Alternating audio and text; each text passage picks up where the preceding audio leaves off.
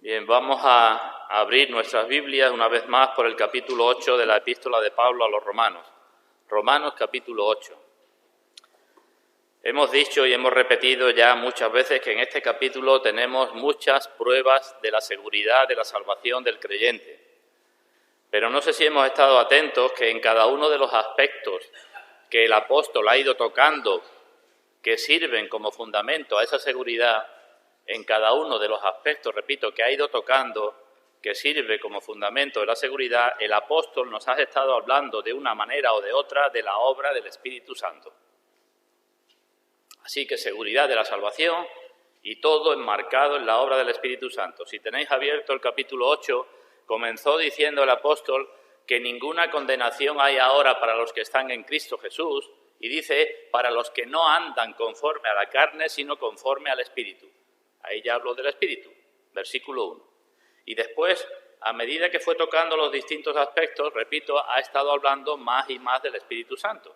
Ha dicho que el Espíritu Santo es el que nos hace pensar de una forma determinada, que el Espíritu Santo da testimonio a nuestro espíritu, que el Espíritu Santo mora en los que son hijos de Dios, que el Espíritu Santo vivificará nuestros cuerpos mortales, que el Espíritu Santo nos ayuda a mortificar las obras de la carne. Así que una y otra vez, en todos esos aspectos que hemos dicho que tenía que servir para comprobar nuestra fe y para confirmar nuestra seguridad, en todos ellos el apóstol ha estado haciendo referencia al Espíritu Santo. Y así nos ha llevado hasta el versículo 18, donde mirando la vida actual de los creyentes y las aflicciones que tenemos en esta vida, pues nos ha dicho que esas aflicciones no son comparables con la gloria venidera y que el Espíritu Santo nos lleva también a mirar esa gloria venidera. Ahí en esos versículos, a partir del 18, nos ha dicho el apóstol que la creación gime y que los cristianos gimen esperando esa gloria venidera y que gimen con un anhelo ardiente y que gimen con esperanza y que lo hacen con paciencia. Así que todo eso nos ha venido diciendo acerca del Espíritu Santo. Y ahora en los versículos 26 y 27 sigue hablando de algo que sirve para la seguridad de nuestra salvación, pero que al mismo tiempo está relacionado con la obra del Espíritu Santo. Y en esos versículos nos habla de nuestra debilidad cuando oramos, de la debilidad, porque habla en singular el apóstol, de la debilidad que tenemos, que luego se manifiesta en debilidades, de la debilidad que tenemos cuando oramos y de la ayuda del Espíritu Santo en esa oración, que dice el apóstol que lo hace mediante gemidos y que intercede por nosotros. Estamos en los versículos 27, 26 y 27. Y el día anterior pues nos detuvimos a hablar de aspectos de nuestras oraciones. Pensamos en nuestras oraciones, no tanto en la obra del Espíritu Santo. Hoy hablaremos más acerca de la necesidad del Espíritu Santo. Y en cuanto a nuestras oraciones, dijimos, brevemente resumo, que orar es un mandamiento de Dios que es contrario a nuestra naturaleza carnal, que supone una lucha siempre, porque nuestra naturaleza carnal no quiere orar, al menos orar como debemos, porque también los incrédulos oran, y oran mucho a veces, pero a su manera y con oraciones que no deben llamarse, no pueden llamarse oraciones tales como las que dice el Señor. Pedirán por lo que pidan y oran a sus ídolos o a lo que sea, pero eso no son las oraciones. El Señor nos ordena orar en el Espíritu y eso es contrario a nuestra carne, pero decíamos teníamos que hacerlo. Y decíamos que solo los cristianos cuentan o contamos con la ayuda y la guía del Espíritu y que se nos ordena hacerlo normalmente con palabra, que no hemos de entender que orar con gemidos es la mejor forma de oración, con palabras entendibles y que hemos de tener presente cuando oramos, pues quién es el Dios a quien oramos, cuál es su voluntad, cuáles son sus promesas, que es un Dios soberano que puede contestar o no conforme nosotros pedimos y que hemos de tener cuidado porque muchas veces estamos insistiendo en pedir cosas materiales o carnales que lo peor que nos puede pasar es que el Señor nos la conceda. Ahí llegamos. Y repito, hoy vamos a centrarnos un poco más en lo que hace el Espíritu que tiene que ver con nuestra necesidad y también en algunos errores o en algunos abusos cuando oramos o queremos orar según el Espíritu o en el Espíritu. Pero antes vamos a leer la palabra de Dios y vamos a pedir su bendición. Así que Romanos capítulo 4, comenzamos en el capítulo 8, capítulo 8, comenzamos en el versículo 24 para coger un poco la idea del contexto. Romanos 8, 24. En este contexto de aflicciones en este mundo, el apóstol dice, porque en esperanza fuimos salvos. Ya fuimos, pero lo fuimos en esperanza. Todavía no somos por completo. En esperanza fuimos salvos. Pero la esperanza que se ve no es esperanza, porque lo que alguno ve, ¿a qué esperarlo?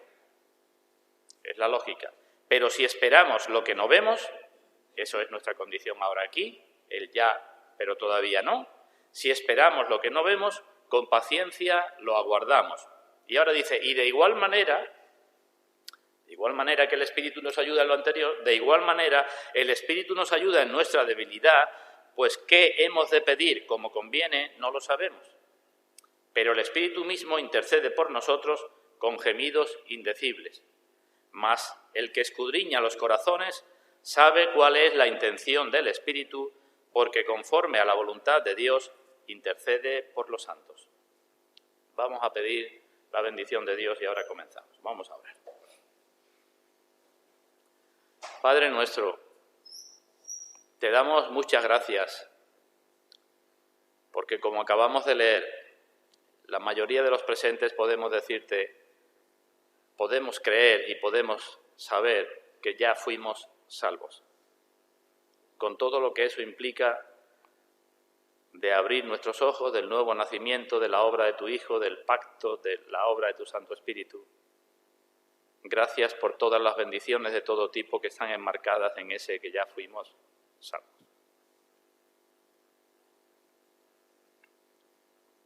Y gracias te damos por la esperanza bendita que tú has puesto en nuestros corazones.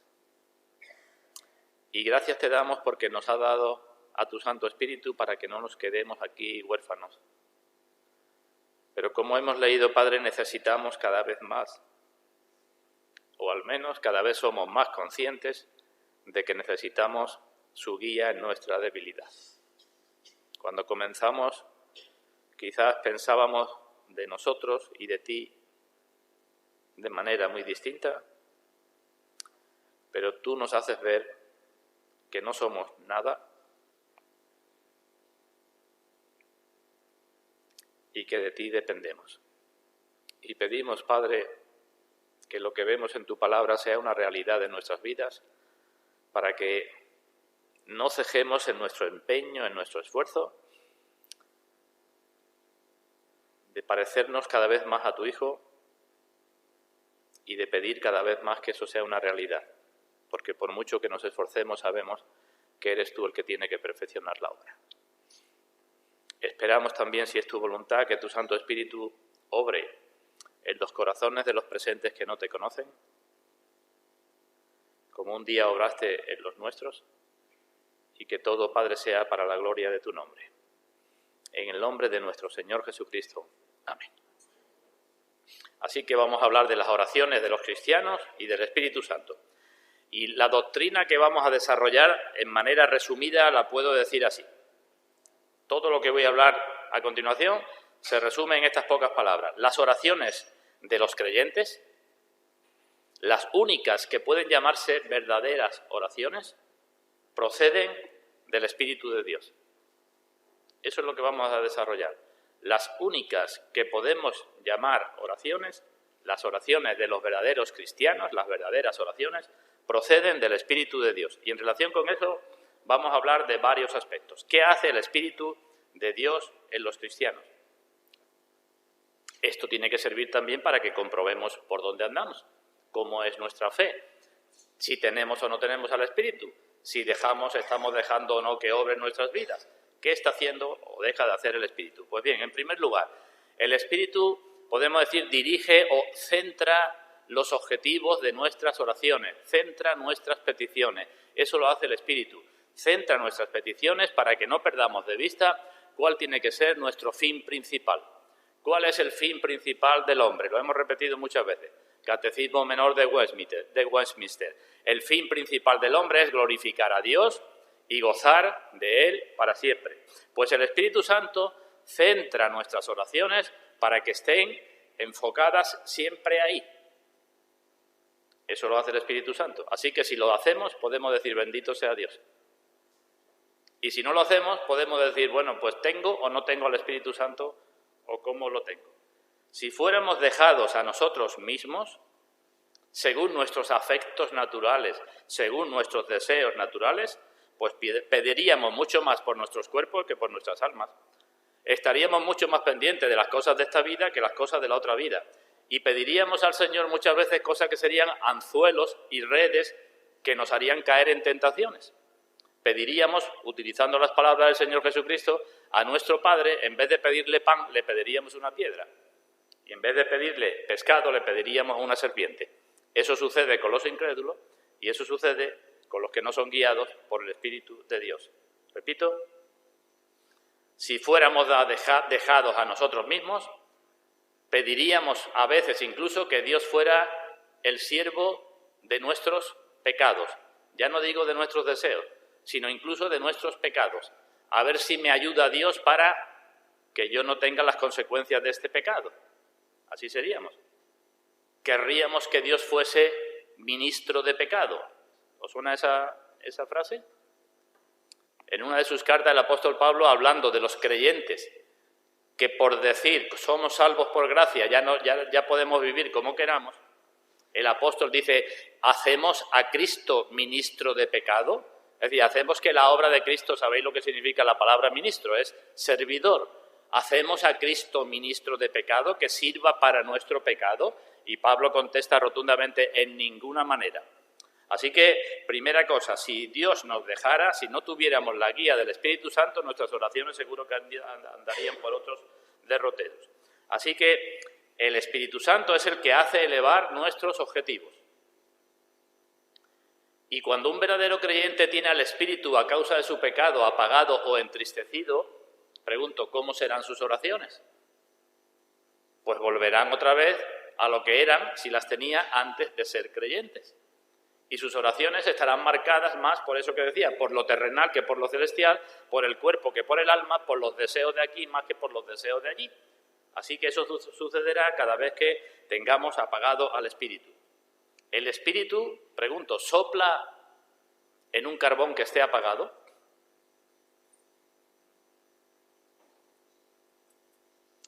Podemos decir, solamente en el nuevo nacimiento. Cuando estamos muertos en nuestros delitos y pecados, el Espíritu sopla donde quiere y como quiere, y cuando quiere y como quiere, lo hace como quiere, y sopla y enciende. Pero cuando una persona dice que es creyente, el Espíritu no se dedica a soplar cuando nosotros estamos apagando nuestro carbón. ¿Me entendéis lo que estoy diciendo, verdad? El Espíritu no quita nuestro esfuerzo. El Espíritu ayuda a nuestra debilidad, pero no para que hagamos lo que queramos. El Espíritu, por tanto, es el que hace que deseemos y escojamos a Dios como nuestro bien principal. Y ese Espíritu nos llevará a orar de una manera santa y nos llevará a orar, como hemos leído, con esperanza y con paciencia. Primera cosa que hace el Espíritu en nuestra debilidad. Segundo aspecto. Además de dirigir nuestras oraciones, el Espíritu inflama nuestros corazones. El fervor de nuestras oraciones hace que dejemos de lado la hipocresía, la formalidad y todo aquello que podíamos englobar bajo la palabra frialdad. Después diré más adelante, o si queréis lo digo ya, que el fervor por sí solo no es señal de oración guiada por el Espíritu. Digo, el Espíritu dirige la oración y el Espíritu levanta y calienta la oración. El texto que hemos leído dice que lo hace con gemidos indecibles. Gemidos indecibles significa cosas que no podemos expresar ni siquiera con palabras, que no se pueden decir con palabras, que no pueden articularse. Pero esos gemidos no solamente denotan esa imposibilidad, sino que denotan también el fervor, como decía antes. En la carta a los Romanos, en el versículo 15 de este capítulo 8, el apóstol nos dijo que el Espíritu nos lleva a clamar a Dios, Abba Padre, a clamar. Clamar no significa solamente dar voces. Clamar, cuando una persona está en un gran peligro, clama también, ¿no? Pero no solamente da voces, podemos dar voces por muchas cosas, sino que además pone todo su corazón en el clamor que está haciendo, ¿verdad? Pues eso es lo que hace el Espíritu. Eleva nuestras oraciones y nos lleva a clamar, pero no solamente para dar voces, sino para que tengamos fervor. Si nosotros, por así decirlo, somos como el incienso, ¿nos acordamos? En el templo, en el tabernáculo, se tenía que quemar incienso. Si somos como el incienso, pero no tenemos fuego, ¿qué le pasa al incienso cuando le falta el fuego? Pues que no arde y no da olor, ¿verdad? Y si recordáis, en la mayoría de los sacrificios en la antigüedad se decía que todos subían en olor grato a Dios. Se quemaban y subían en olor grato a Dios. Pues así también nuestras oraciones. Tienen que ser oraciones insufladas, infladas, inflamadas por el Espíritu Santo para que sean de olor grato a Dios. Y no solamente nuestras oraciones, sino tienen que ser nuestras vidas. Porque es imposible que una vida que no arda contenga oraciones que arden. ¿Entendéis lo que digo, verdad? Aquella persona que no quiere consumirse ardiendo en el altar para Dios, pues no puede pretender que luego el Espíritu Santo guíe sus oraciones para que suban como olor grato hacia Dios. Así que el Espíritu Santo dirige y el Espíritu Santo inflama. Pero creo que debo decir algo acerca de los gemidos. Si leemos de nuevo Romanos capítulo 8, versículo 26, dice: el Espíritu mismo intercede por nosotros con gemidos indecibles. Parece claro que dice que el Espíritu gime, ¿verdad? Pero nos podemos preguntar, ¿es esto posible? ¿Que el Espíritu gima? Bueno, pues aquí tengo que decir que estamos ante un misterio, como tantos otros misterios que tenemos en la Escritura. Y ante este misterio, los comentaristas se decantan por dos opiniones. Yo voy a decir las dos, aunque yo me decanto más por la primera. Pero en esto que voy a decir, como en tantas cosas en donde no tenemos luz suficiente, no podemos ser dogmáticos y decir esto es así, porque así lo creo yo. Hay argumentos en favor de una opinión y hay argumentos en favor de otra. Así que, ¿gime o no gime el Espíritu? Yo, personalmente, soy de los que piensan que el Espíritu no gime, que el Espíritu es una persona divina, que el Espíritu sabe todas las cosas, no ignora nada, y no tiene sentido decir que gima. Pero entonces, ¿cómo es que gimió el Señor Jesucristo? Porque gimió, ¿verdad? Es fácil responder. Si comparamos al Señor con el Espíritu Santo, el Señor gimió mientras que estaba aquí en su humillación como hombre. Entonces gimió. Pero creo que la deidad nunca gime porque no le falta conocimiento. Y entonces, ¿qué quiere decir esto? Pues yo entiendo que quiere decir que el Espíritu hace que nosotros gimamos. Y ahora alguien puede decir, pero esto no es lo que tenemos aquí. Esto es una interpretación forzada. Bueno, pues acompañadme a la carta a los Gálatas, en el capítulo 6, dejad ahí Romanos cortado, Gálatas capítulo 6, versículo...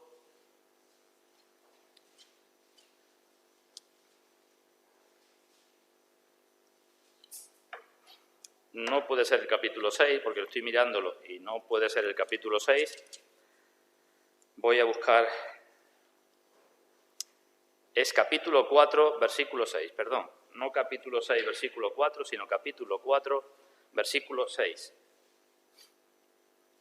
Gálatas 4, 6. Dice el apóstol: y por cuanto sois hijos de Dios, Dios envió a vuestros corazones el Espíritu de su Hijo, el cual clama Abba Padre. Veis que la construcción es parecida, ¿verdad? Según este versículo, ¿quién clama Abba Padre? ¿Lo leo de nuevo? Dios envió a vuestros corazones el Espíritu de su Hijo, el cual, no dice vosotros, sino el cual clama Abba Padre. Aquí dice el apóstol que es el Espíritu enviado a nuestros corazones el que clama Abba Padre. Pero si nos vamos al pasaje paralelo de Romanos, capítulo 8, versículo 15, Romanos 8, 15, que habla de lo mismo, Dice, no habéis recibido el espíritu de esclavitud para estar otra vez en temor, sino que habéis recibido el espíritu de adopción por el cual clamamos, Abba, Padre. ¿Vemos la diferencia? ¿Quién clama? Decimos nosotros. ¿Por qué clamamos? Porque tenemos el espíritu que nos lleva a clamar Abba, Padre. El espíritu no es el que clama porque somos hijos de Dios, Abba, Padre. Pues digo que si eso podemos entender con estos dos pasajes, de la misma forma se puede entender lo del gemido y la intercesión del Espíritu. ¿Qué haría el Espíritu? ¿Cómo sería la intercesión del Espíritu? Pues puede explicarse así. El Espíritu nos encuentra en medio de un gran problema, una gran aflicción. No sabemos lo que pedir. Incluso tenemos miedo de pedir algo equivocado. No sabemos. Y entonces el Espíritu nos ayuda y pone en nuestro corazón aquello por lo que debemos pedir. ¿Es un gemido del Espíritu o es un gemido nuestro? Digo, es un misterio. Eso de decir hasta dónde llega uno, hasta dónde llega el otro. Por eso los distintos comentarios. Es como si fuera un abogado, imaginad, tenemos que ir delante de un juez. No tenemos ni idea, porque nunca hemos estado delante de un juez, de lo que nos va a preguntar, de lo que vamos a responder, de cómo tenemos que desenvolvernos allí, y nuestro abogado nos dice, pues mira, tú comienza hablando estas palabras, y si te dice esto, responde de esta manera. Eso es lo que hace el Espíritu en nosotros. ¿Lo vemos? Ciertamente tenemos otro abogado. ¿Cuál es el otro abogado? Primera carta de Juan, capítulo 2. Si alguno ha pecado, abogado tenemos para con el Padre, a Jesucristo el justo. Pero digamos, son dos clases de abogado, dos clases de abogacías. ¿Vemos que son distintas? El Espíritu está en nuestro interior para decirnos lo que hemos de decir. El Señor Jesucristo está fuera para, con sus propias palabras, pedir al Padre. ¿Vemos? Si hemos pecado, Cristo intercede por nosotros, por su sangre, delante del Padre. Pero si estamos en un problema, el Espíritu Santo intercede dentro de nosotros para que nosotros sepamos lo que decir. Un antiguo puritano decía que uno de estos abogados intercede por nosotros ante el trono de gracia y otro ante el trono de gloria. Y puede entenderse que sea así. ¿Lo vemos? El Espíritu Santo nos ayuda e intercede por nosotros ante el trono de gracia, y el Señor Jesucristo con sus propias palabras ante el trono de gloria. Así que del mismo modo que he dicho antes que el Espíritu dirige y centra nuestras peticiones, pues también es el Espíritu el que dirige o centra o de alguna forma nuestros gemidos, y eso ha de darnos seguridad. Pero digo que hay otros comentaristas que dicen otra cosa, que dice que el que verdaderamente gime es el Espíritu. Digo, esto es un misterio, es lo mismo que tenemos en Filipenses capítulo 2, versículos 12 y 13. Ocupaos de vuestra salvación con temor y temblor, que Dios es el que produce el querer y el hacer por su buena voluntad. ¿Eso qué es? Es la obra de los dos. ¿Quién se tiene que ocupar? Nosotros. ¿Quién habla? ¿Quién? Pero el Señor es el que produce. Los que defienden esta postura también se agarran a un pasaje que hay en Apocalipsis.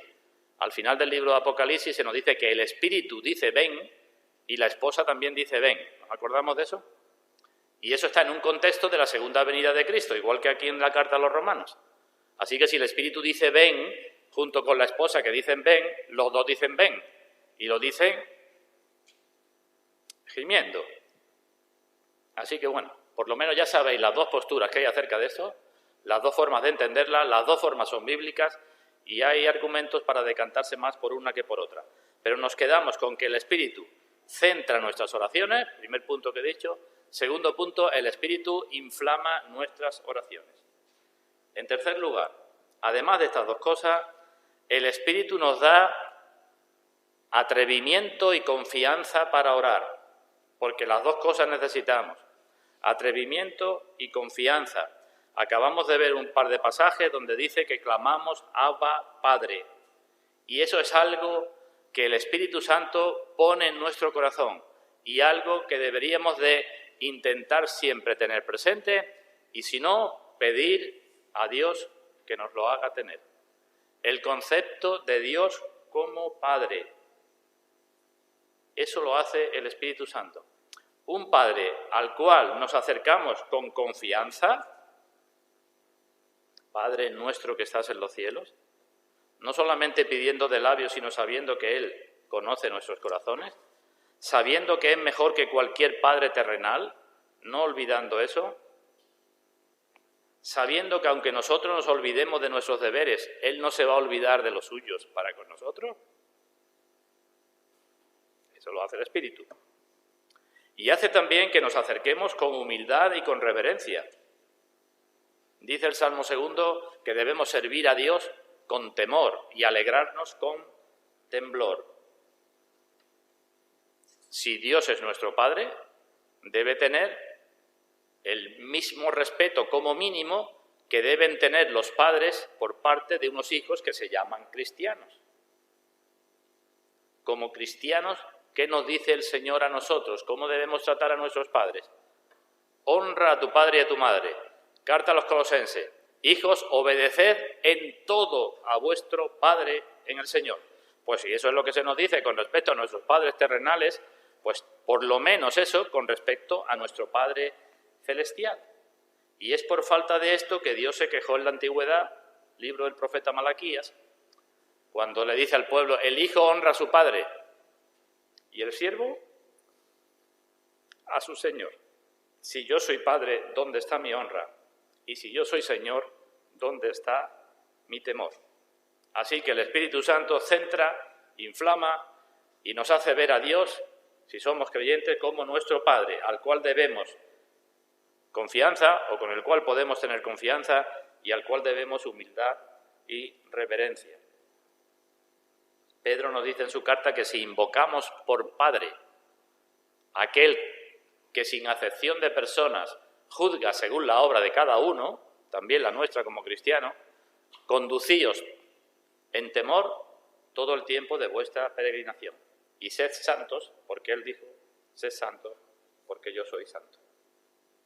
Así que familiaridad con nuestro Padre, pero no falta de reverencia. Confianza con nuestro Padre, pero humildad. El Espíritu Santo es el que nos lleva a ver cada vez más la majestad y la grandeza de Dios frente a lo poco que somos nosotros. Ese es el Espíritu Santo. El Espíritu Santo nos lleva a ver cada vez más la santidad de Dios y nuestro pecado. El Espíritu Santo nos lleva a ver cada vez más su majestad y lo poco que somos nosotros. Así que eso lo hace el Espíritu Santo.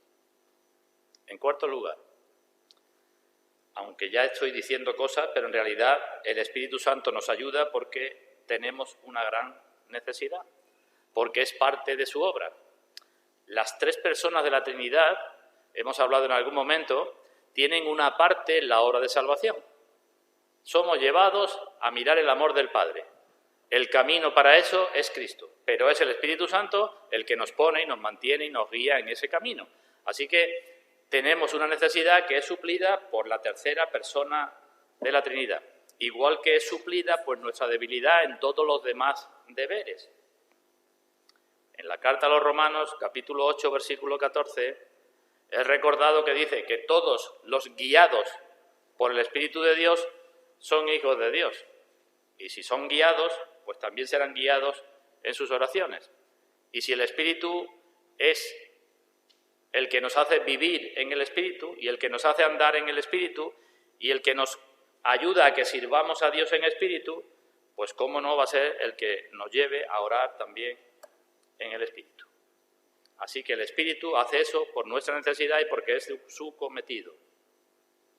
Y nosotros hemos de concienciarnos cada vez más de nuestra impotencia y de nuestra incapacidad para orar como debemos orar.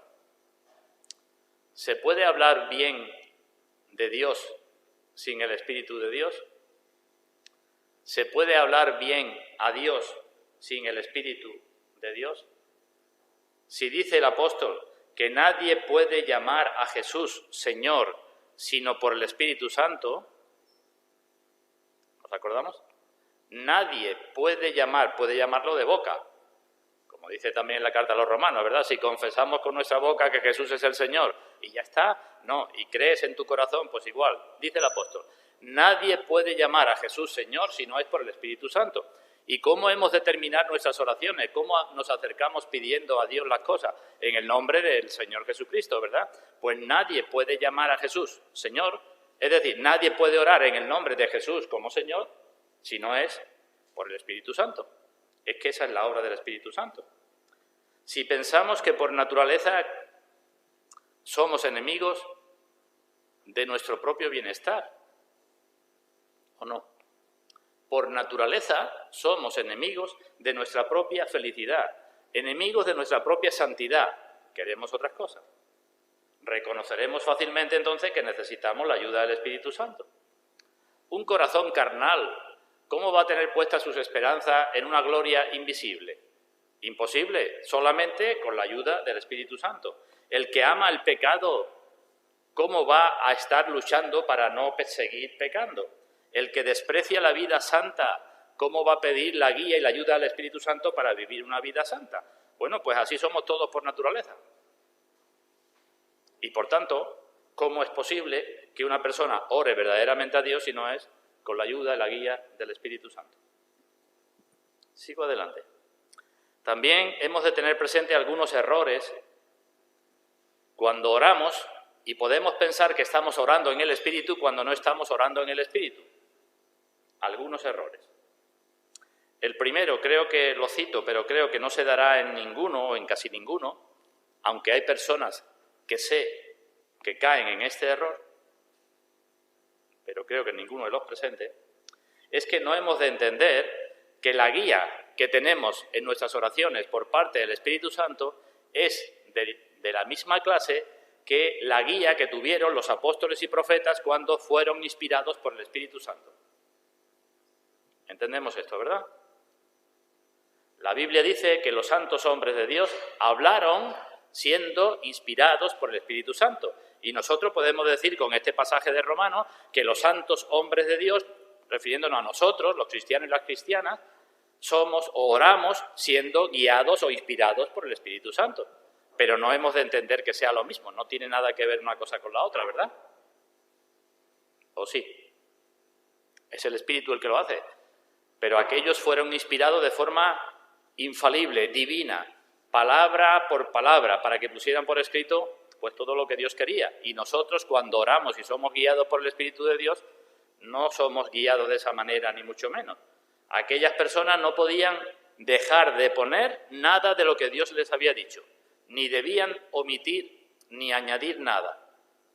Ellos dicen en el Antiguo Testamento, carga de Dios que vino sobre tal profeta. Dios le ponía en su corazón algo que tenían que escribirlo, sí o sí. Pero no es eso lo que hace el Espíritu Santo con nosotros en nuestras oraciones. Aquellos no podían alargar ni quitar, pero nosotros en nuestras oraciones, si hubieran alargado, hubiera quitado, hubiera sido pecado para ellos, ¿verdad? Pero nosotros en nuestras oraciones alargamos y quitamos porque el Espíritu Santo no nos guía palabra a palabra. Nos pone un pensamiento y después nosotros desarrollamos más o desarrollamos menos. Así que son guías distintas, aunque hoy día, repito, hay personas que pretenden ser apóstoles y profetas y pretenden, en muchísimas ocasiones están diciendo el Espíritu Santo, o Dios me dijo esto, o Dios me dijo tal cosa. Cuidado con eso, que esa no es la guía del Espíritu Santo. Segundo error.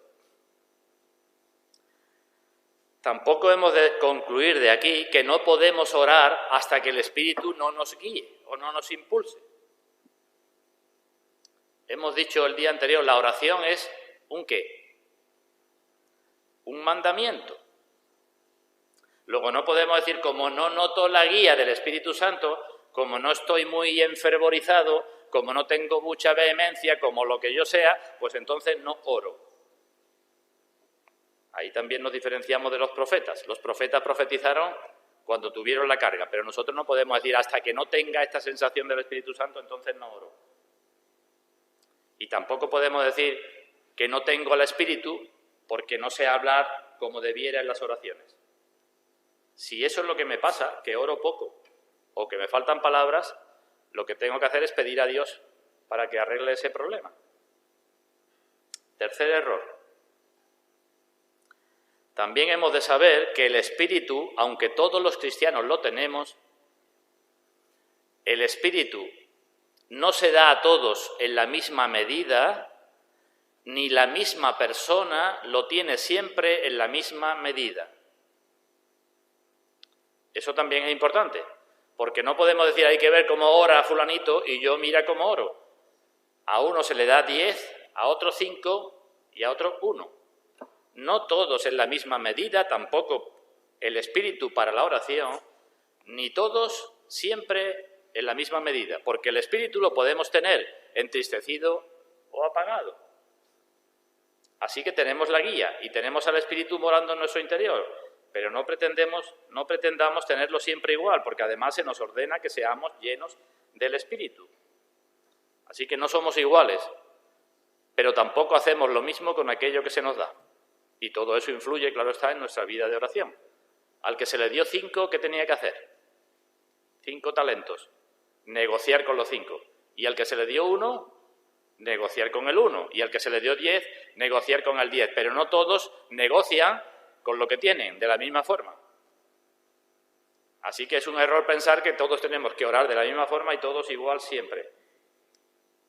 Y tampoco hemos de pensar que el mayor fervor de palabras implica un mayor fervor en el corazón. Tampoco. Hay personas, lo decía antes, paganos, incrédulos, que los vemos llorando y haciendo muchas cosas con mucho fervor, pero no están orando a Dios. Así que no significa que porque un hermano ore con mucho fervor y yo no ore con ese fervor, entonces el hermano ora más que yo en el Espíritu Santo, está siendo mayor guiado por el Espíritu Santo. Y otro error que no debemos caer es pensar que el Espíritu Santo nos va a guiar de la misma forma cuando estamos en público que cuando estamos en privado. ¿Es necesaria la guía del Espíritu Santo cuando estamos en la iglesia reunida? Sí. ¿Pero qué sucede cuando está la iglesia reunida? Que la boca de uno es la boca de todos. Y debe de orar bien para que los demás puedan decir amén. Porque es una pena que no se pueda decir amén a la oración de un hermano. ¿Y esa oración está siendo guiada por el Espíritu? Podemos decir, está siendo guiada por el Espíritu. Pero cuando estamos solos, en nuestra oración en privado, el Espíritu nos lleva a orar y nos guía de forma distinta. Tenemos otra libertad, tenemos otros anhelos que no somos capaces de decir en público. Pero en ambos casos necesitamos la guía del Espíritu. ¿Entendido? Esto tiene gran aplicación en la vida familiar. Los padres, madres, que os consideráis cristianos, o los que no sois padres y madres, ¿debéis de orar en casa junto con vuestra familia? Sí. ¿Debéis de orar solos o solas? Sí. La casa debe ser una pequeña iglesia donde ore la familia. Y evidentemente con la familia unida no se va a orar de la misma forma que cuando la madre o el padre están orando por separado. Pero las dos cosas son necesarias. Necesitamos al Espíritu que nos guíe en nuestra oración familiar y necesitamos al Espíritu que nos guíe cuando estamos solos. Que ahí es donde expresamos mejor los deseos de nuestras almas y cosas que no podemos expresar incluso con nuestros familiares más íntimos. Así que errores. Sigo adelante. Ahora hablo de abusos. Abusos que se pueden cometer en nuestras oraciones creyendo que son guiadas por el Espíritu y no son guiadas por el Espíritu, y entonces habremos de corregirlos si es que vemos que caemos en ellos. Algunos pueden pensar que por su locuacidad, porque hablan mucho y durante mucho tiempo, aunque lo hacen con palabras inconexas, sin concretar nada, sino sobre la marcha va saliendo y va saliendo y va saliendo en cosas, piensan que por eso son más guiados por el Espíritu. Eso es un abuso y eso es un error. No el mucho parloteo es señal de que tengo al Espíritu y el Espíritu me está guiando. ¿Nos acordamos que dice Salomón en el libro de Eclesiastés? Vamos a buscar un momento. Libro de Eclesiastés, capítulo 5.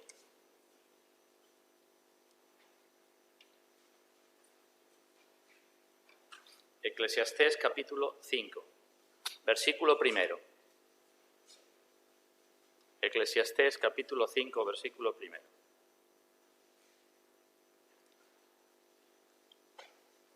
Dice ahí la palabra de Dios: cuando fueres a la casa de Dios, guarda tu pie y acércate más para oír que para ofrecer el sacrificio de los necios, porque no saben que hacen mal. No te des prisa con tu boca ni tu corazón se apresure a proferir palabra delante de Dios, porque Dios está en el cielo y tú sobre la tierra. Por tanto, sean pocas tus palabras. Eso cuando fueres a la casa de Dios.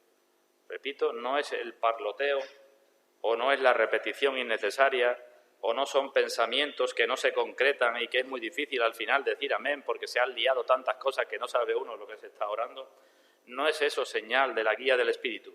Pero por otro lado, también hay un abuso y se deben de preocupar otros cuando pues apenas hablan por su cortedad o por su esterilidad. Las dos cosas pueden ser guiadas por el Espíritu o las dos cosas pueden ser pecado. ¿Me seguís? Uno puede no hablar con los hermanos, no orar con los hermanos, precisamente porque tiene una vida en santidad muy estéril y entonces no le sale. Y otro puede pensar que hablando mucho, pues eso es señal de algo y puede que no sea señal de nada si falta lo principal. De igual modo, también hay que cuidar el lenguaje afectado, pensando que por eso se está siendo guiado por el Espíritu. ¿Qué es el lenguaje afectado?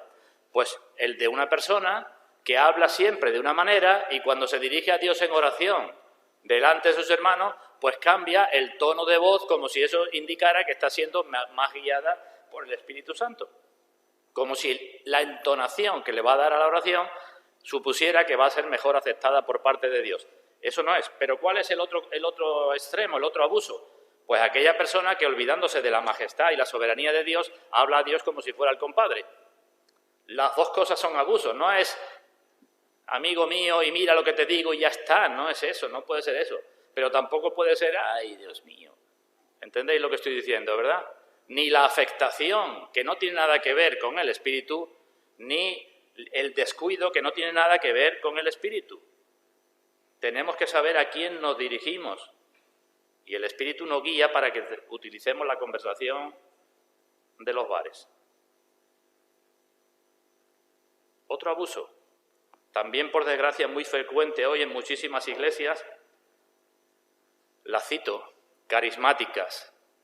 Otro abuso, que se piensa que la oración guiada por el Espíritu Santo es aquella que conlleva agitaciones corporales, palabras que nadie entiende, incluso sonidos de animales o cosas por el estilo.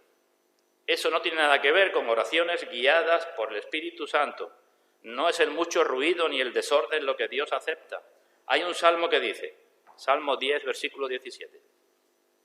El deseo de los humildes oíste, oh Señor.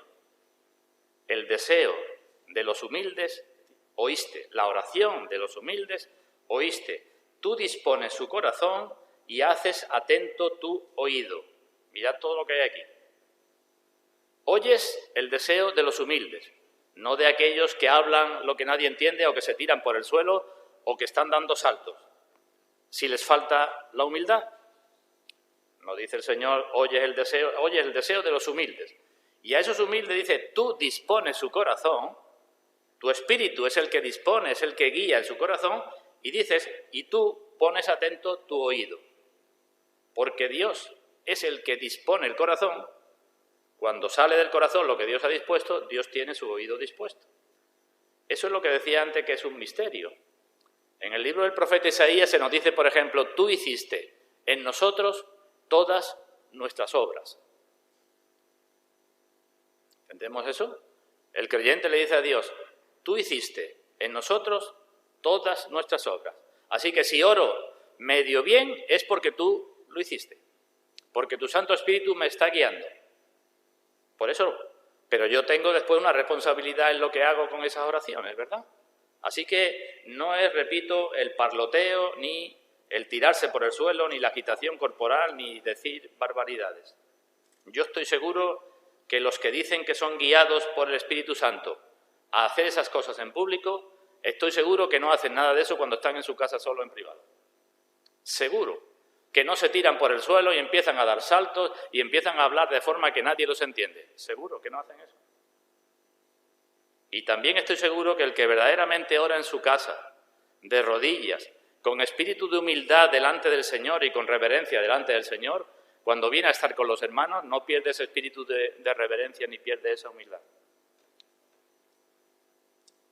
Y otro abuso, otro error, cuando se piensa que por el mucho fervor, oramos con mucho fervor por alguna bendición, estamos siendo guiados por el Espíritu de Dios. He dicho antes, el Espíritu nos guía a hacerlo con fervor, pero no quiere decir que cuando veamos a una persona muy enfervorizada, esté siendo guiada por el Espíritu de Dios. ¿Nos acordamos los antiguos sacerdotes de Baal cómo oraban en la época de Elías? Desde la mañana hasta por la tarde, ¿verdad? Y oraban y danzaban y con mucho fervor y se hacían cortes y chorreaban sangre. Cuando estamos orando más por la eliminación del problema que por la eliminación del pecado, por mucho fervor que se tenga, esa no es una oración guiada por el Espíritu de Dios. Cuando estamos clamando a Dios que quite la aflicción, más que con arrepentimiento, porque quizás la aflicción la ha traído nuestro pecado, eso no es una oración guiada por el Espíritu de Dios. Cuando queremos más que se supla la necesidad, que poder disfrutar de la presencia y del favor de Dios, esa no es una oración guiada por el Espíritu de Dios. En el libro del profeta Oseas, tenéis la cita, no la vamos a buscar, Dios se quejaba que en una ocasión el pueblo clamaba en sus camas, hasta en sus camas estaban clamando, pero dice el Señor, para el trigo y para el mosto. Dios los hizo estar a diente limpio y tenían gravísimos problemas y clamaban a Dios, pero no clamaban a Dios porque era Dios y porque querían a Dios, sino clamaban a Dios a ver si le daba las cosechas que ya no podían disfrutar de ellas. El faraón en una ocasión también clamó a Moisés y a Aarón y le dijo, os ruego que oréis por mi pecado y que Dios quite de mí esta plaga mortal. No son oraciones guiadas por el Espíritu de Dios. Y Jeremías en el libro de Lamentaciones nos dice que laméntese el hombre por su pecado. ¿Por qué se lamenta el hombre viviente? Tanto por sus problemas. Que se lamente por su pecado y que escudriñe su camino y busque y se vuelva a Dios. Finalmente, con todo esto que acabo de hablar y con lo que hablamos el día anterior, alguien se puede preguntar, bueno, ¿qué oraciones proceden entonces del Espíritu? ¿Cómo podemos identificar que el Espíritu nos está guiando? ¿Hay algo común en las oraciones guiadas por el Espíritu? Porque creo que a todos nos interesará saber eso, ¿no? Cuando oro, ¿sirve para algo o mi oración no sale del techo para arriba? Nos gustaría tener una receta práctica, ¿verdad? Pero no la hay, como tantas cosas en la Escritura. A todos nos gustaría que se nos hubiera dicho, siguiendo estos 10 puntos, ya tienes oración en el Espíritu. Pero no la hay. No hay. Pero sí podemos decir algunas cosas. Algunas cosas. En primer lugar, la oración en el Espíritu va unida, porque no puede ser de otra manera, a una vida en el Espíritu. Así que nadie piense que su oración va a cambiar o que va a ser más aceptada por Dios o que va a ser más ayudada o más guiada si no le interesa vivir una vida en el Espíritu. Una vida en el Espíritu que significa en todos los aspectos de la vida, pero principalmente digo 3. Vida en el Espíritu en el matrimonio, vida en el Espíritu en la familia, vida en el Espíritu en el trabajo. Si un cristiano no tiene vida en el Espíritu en su matrimonio, ya sabemos lo que dice el Señor. Si tú no cuidas a tu mujer como debes, tus oraciones tienen estorbo. Si tú no te sometes a tu marido, si tú no intentas amar a tu mujer como Cristo amó a la Iglesia, quítate de la cabeza que tus oraciones van a ser oídas. Vida en el Espíritu en la familia. Si eres padre, tienes que educar a tus hijos en disciplina y amonestación del Señor. Y si eres hijo, tienes que honrar a tu padre y a tu madre y obedecerlo en todo como al Señor. Y si eso no lo haces, pues quítate de la cabeza que el Espíritu te va a guiar en tus oraciones. Vida en el Espíritu en el matrimonio, vida en el Espíritu en la familia y vida en el Espíritu en el trabajo. Si no trabajas como para el Señor, eso dice la Biblia, ¿verdad? hacedlo todo como para el Señor y no para los hombres, ni para recibir el aplauso de los hombres, ni los beneficios de los hombres, ni el sueldo de los hombres, ni nada de los hombres. Si no trabajas como para el Señor, no estás trabajando en el Espíritu. Y entonces tienes que preguntarte si tus oraciones van a ser o no guiadas por el Espíritu. Así que eso es, no hay una receta, pero esto sí es claro. Una vida que no está siendo guiada en el Espíritu, que no está siendo vivida en el Espíritu, no puede tener oraciones en el Espíritu. ¿Qué otra cosa? Pues que las oraciones en el Espíritu tienen que tener algo que no tienen las oraciones normales, carnales. Tienen que tener algo del sello del Espíritu, tienen que tener algo de divino, tienen que tener algo de lo que se pide a Dios, que es nuestro objetivo principal. La oración en el Espíritu es aquella. Vamos a ver si soy capaz de explicarlo. Cuando pensamos e interiorizamos, por una parte, lo que tiene que ver con los atributos de Dios, de su misericordia, su bondad y su gracia. Y por otra parte, aquellos atributos que tienen que ver con su santidad, su soberanía, su justicia. Cuando esas cosas las pensamos y las interiorizamos, eso nos llevará, las primeras, la bondad, la misericordia, a orar a Dios con gozo, con confianza, con tranquilidad, con esperanza. Y las segundas, si no las olvidamos, nos llevará a hacerlo con reverencia y con humildad como debemos. Pues eso se verá en los que son guiados por el Espíritu en sus oraciones. Las oraciones guiadas por el Espíritu no tienen nada que ver con nuestra memoria o nuestros inventos. Podemos orar a Dios porque nos acordamos de distintos pasajes de la Biblia, eso es nuestra memoria, o porque estamos inventando cosas sobre la marcha porque las necesitamos. Pero las oraciones guiadas por el Espíritu tendrán que ver más con la fe y la esperanza y el amor, más que con lo que yo me acuerdo de determinados pasajes de la Escritura. Y evidentemente las oraciones en el Espíritu son aquellas que son conformes a la voluntad de Dios. Si vamos a Romanos, si lo tenéis abierto, en el último versículo dice que el Espíritu intercede por los santos conforme a la voluntad de Dios. El que no quiere orar conforme a la voluntad de Dios no puede tener la intercesión del Espíritu, porque el Espíritu intercede para aquellos que quieren orar según la voluntad de Dios, o que oran por lo menos para conocer la voluntad de Dios, o que oran para, una vez que la conoce, poder cumplir esa voluntad de Dios. Bueno, pues termino. Consideraciones finales. A modo de conclusión, vuelvo a recalcar que necesitamos la ayuda y la guía del Espíritu Santo. Necesitamos la ayuda y la guía del Espíritu Santo por muchos motivos. El primero lo he citado antes, por nuestra naturaleza carnal. Todos estamos cegados por nuestro amor propio, por nuestros deseos carnales y por nuestros propios intereses. Esa es nuestra naturaleza. Nuestro amor propio, nuestros deseos y nuestros intereses. Y si no fuera por el Espíritu, el Señor nos diría en más de una ocasión lo que le dijo a los suyos: vosotros no sabéis de qué espíritu soy cuando estáis pidiendo esto.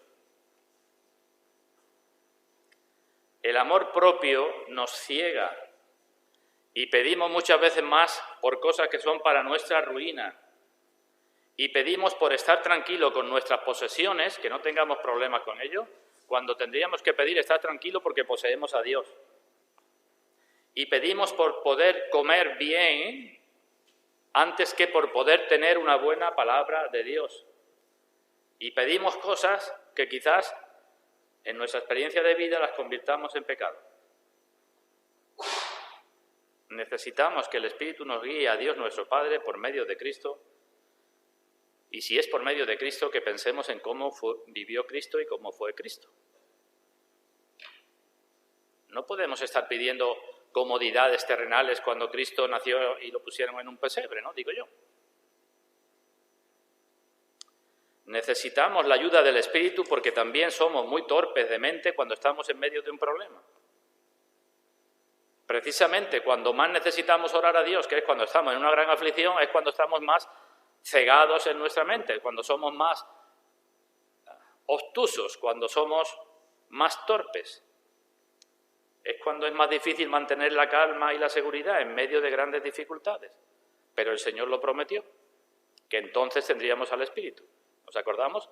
Le dijo a los suyos que cuando fueran perseguidos y fueran a los reyes y delante de los tribunales, que no se preocuparan de lo que tenían que decir en aquel momento, porque el Espíritu mismo hablaría por ellos. Pues eso es una promesa también válida para nosotros en medio de grandes problemas. Aquello era un gran problema, que te llevaran delante de un tribunal o a la cárcel, o delante de reyes. Pero el Señor prometió el Espíritu en esos momentos porque lo necesitamos. Y necesitamos al Espíritu cuando caemos en un pecado, del que no tenemos excusa. A veces sabíamos lo que teníamos que hacer, sabíamos lo que teníamos que evitar, sabíamos dónde estaba el límite, sabíamos que no debíamos aproximarnos tanto, sabíamos las consecuencias, pero a pesar de todo caímos. ¿Y ahora qué nos pasa?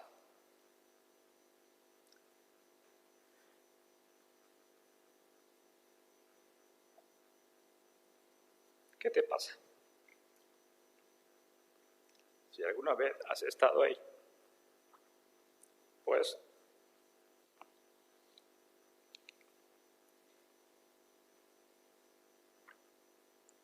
que no sabes qué decir. ¿Qué vas a decir? Ni quieres decir nada, ni te atreves incluso a decir nada. ¿Y entonces qué? Pues el Espíritu nos ayuda en nuestra debilidad. Como dijo David, mientras callé, se envejecieron mis huesos. Pero el Espíritu lo guió para que confesara su pecado ante Dios y fuera llevado al arrepentimiento. Así que necesitamos al Espíritu en muchos modos y en muchos momentos. Y lo necesitamos porque de la abundancia del corazón habla la boca. Y no podemos tener un corazón dividido. No podemos servir a Dios y al dinero. No podemos tener al Señor en medio del trono de nuestro corazón cuando queramos y abajo del trono de nuestro corazón cuando nos convenga. De la abundancia del corazón habla la boca y el Espíritu es el que llena nuestros corazones de las cosas celestiales, el que nos da los motivos y el que nos da la esperanza y el que nos da la paciencia. Y esto, como decía antes, no lo hace cuando nosotros somos negligentes con nuestros deberes. El Espíritu no va a soplar cuando yo me dedico a apagar el poco fuego que tengo. El Espíritu soplará cuando yo también esté intentando de avivar ese fuego. Así que, ¿por qué somos débiles? Por nuestro pecado. Pero nuestro pecado no puede ser la excusa para que no oremos. ¿Hasta dónde debemos orar? Pues hasta donde podamos y como podamos, aunque no podamos como nos gustaría.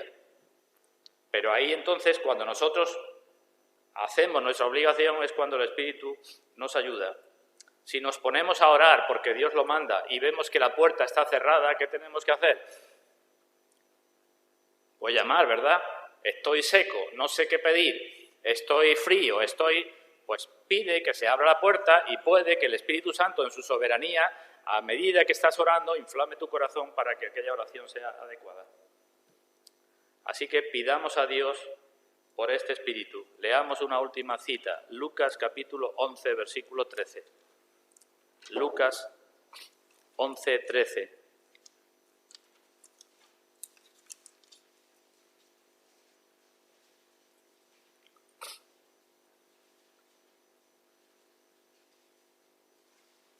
Dice el Señor, pues si vosotros, siendo malos, sabéis dar buenas dádivas a vuestros hijos, cuánto más vuestro Padre Celestial dará el Espíritu Santo a los que se lo pidan. No está hablando de conversión, porque el incrédulo no tiene a Dios como Padre, ni va a pedir el Espíritu Santo. Está hablando de hijos que piden a su Padre. vuestro Padre dará el Espíritu Santo, no porque no lo tenga, sino está hablando de llenarte del Espíritu Santo. Dará el Espíritu Santo a los que se lo pidan.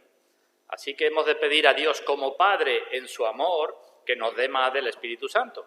¿Para qué? Para glorificar a Dios y gozarnos con Él. Debemos de pedirlo por los méritos de nuestro Señor Jesucristo. Pero una vez que lo tengamos, debemos obedecerlo. Y no debemos enorgullecernos cuando contemos con su ayuda. Cuidado con esto que siempre sale. Pues que Dios bendiga su palabra en todos nosotros, hermanos, para gloria de su nombre.